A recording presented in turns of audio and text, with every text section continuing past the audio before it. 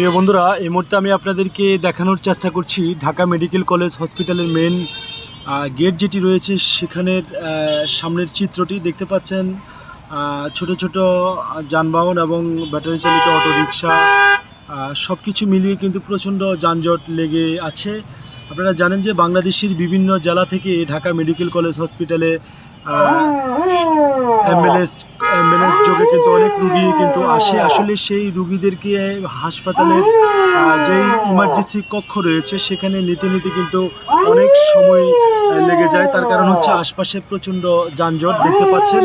আমি এই ভিডিওর মাধ্যমে আইনশৃঙ্খলা বাহিনীর সদস্য যারা রয়েছেন তাদেরকে দৃষ্টি আকর্ষণ করব যেন এই হাসপাতালের অন্তত মেন ফটক যেটি রয়েছে, গেট যেটি রয়েছে সেটি যেন অন্তত ক্লিয়ার রাখে। তাহলে যে কোনো রুগী নিয়ে ইমার্জেন্সিভাবে একেবারে ঢাকা মেডিকেল কলেজ হসপিটালের ইমার্জেন্সির কক্ষে নিতে একেবারে সহজ হবে। প্রিয় দর্শক,